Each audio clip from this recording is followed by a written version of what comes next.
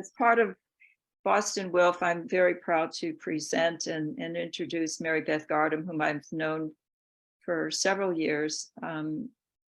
She brought in an amazing treasurer, Jan Quarterman, and then Jan Quarterman brought me into board activity as secretary back when. And since then, I've gotten more involved with the finances as well as the development committee, and have learned a tremendous amount on how to promote WILPF. I can't think of a better person to have in a Women, Money, and Democracy issue committee, which is for women. It's for women to be raised up in very different ways, but mainly financially, because that's what rules the world, especially now. And I think she speaks for herself. I like the fact that she has promoted public banking, which I took the training on. She's excellent in bringing people in to train, well-connected, and I'm going to let her present because she does it better than I can. Hey, Marybeth.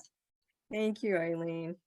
It's good to see everybody, and thank you for inviting me to present at your branch meeting, or at least agreeing to let me come, because I know we asked to be invited.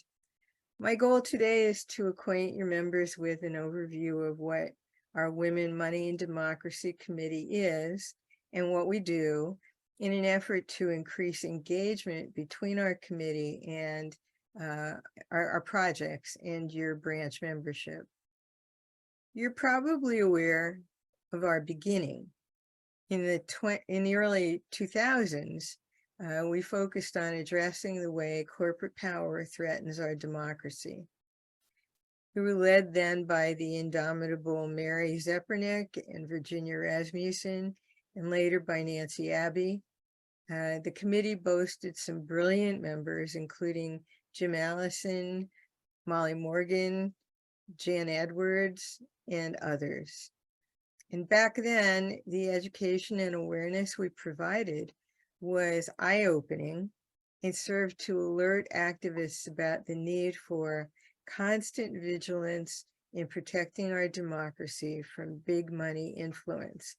It looked at how we got to where we are, the whole history of corporate influence and the theft of constitutional rights from individual persons to corporate persons.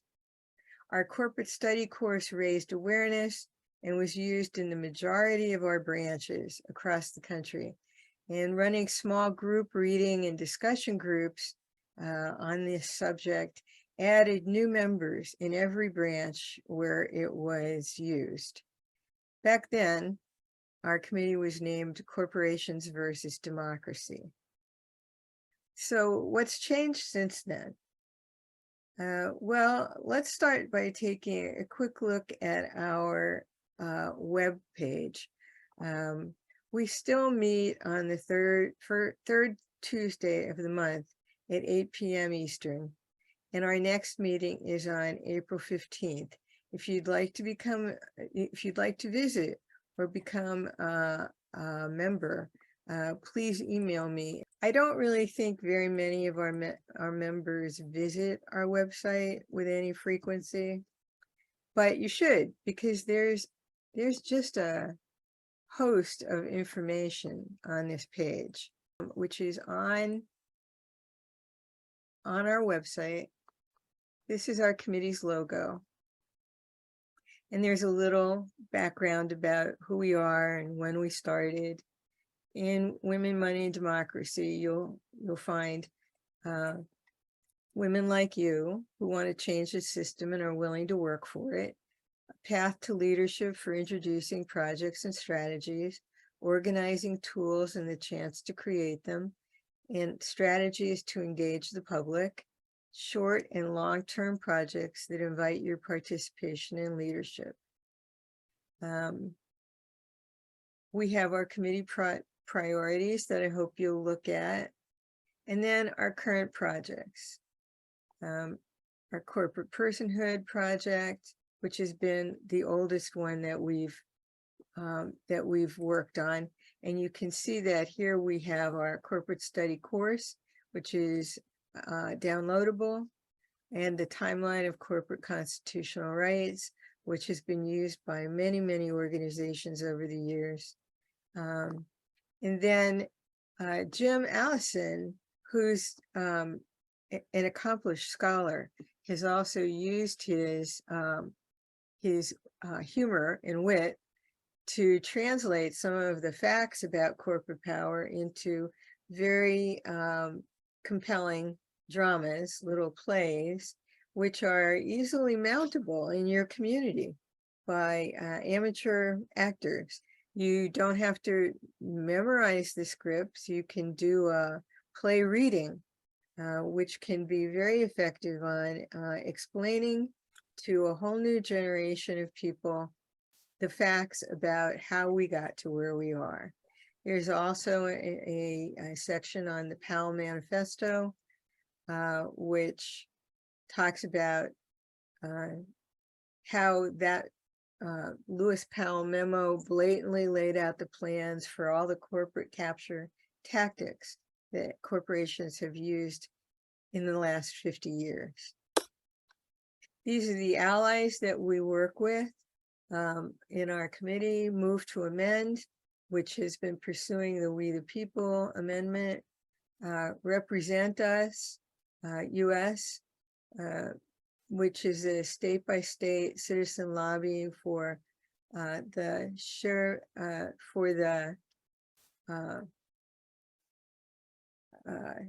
anti-corruption laws that are hoping to get rid of big money in our politics.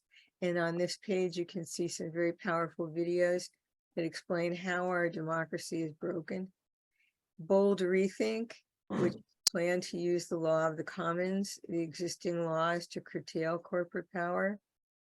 Ultimate Civics, which uses curriculums to bring civics classes to life for middle school and high school. Alliance for Democracy, which works on voter protections. Center for Media and Democracy, which champions investigative media watchdogs. The Program on Corporations, Law, and Democracy, POCLAD, which is our grandparent organization that was led in the early days by our heroes, Richard Grossman and Ward Morehouse.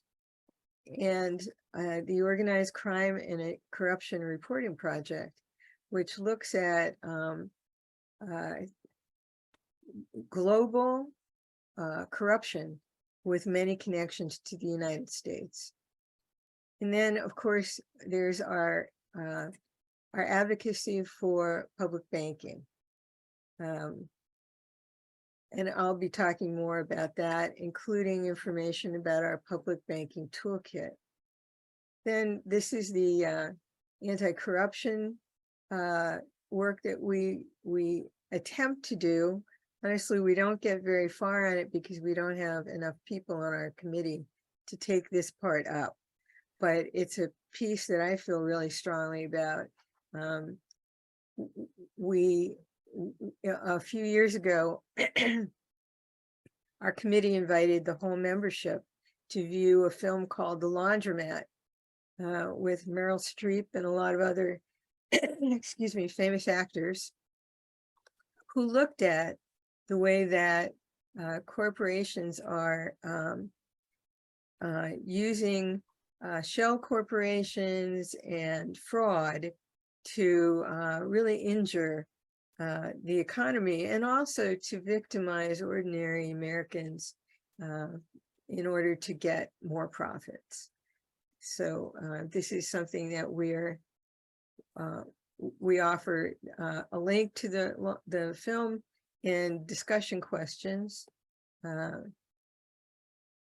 And then there's these 3 videos that are useful for explaining about how corrupt and corruption affects our democracy. Then we also work on feminist economic literacy through our ally and partner, An Economy of Our Own. Ricky Gardam, the author of Screwnomics, is on our committee and is a really valuable asset for us. Her book is an excellent starting point to get more women informed about their place in the economy and real ways to make lasting change. And there's a link to Economy of Our Own. And here is the link to Ricky's columns at Ms. Magazine, in which she usually gives credit to her membership in WILPF. More recently, we've been looking at how we democratize our money.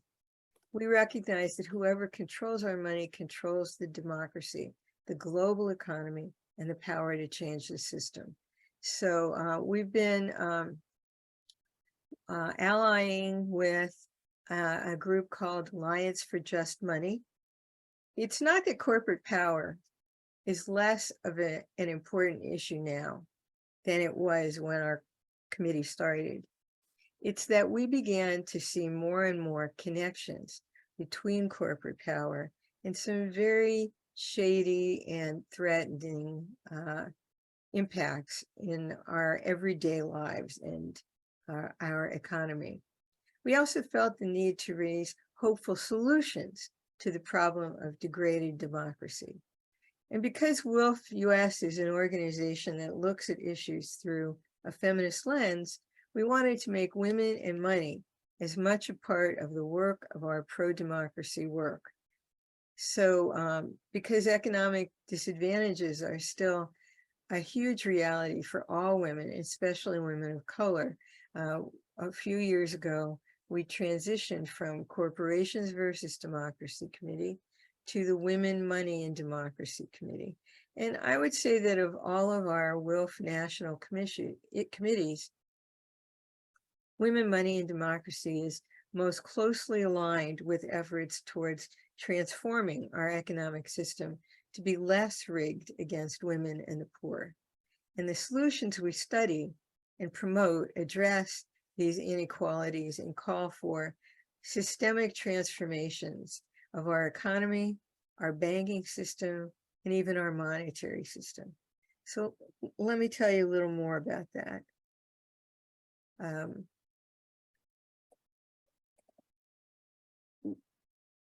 Today we have about 15 women who are active on our committee from all over the country. One of them is Stacy Patale, who from Waltham, who wangled this invitation for me today.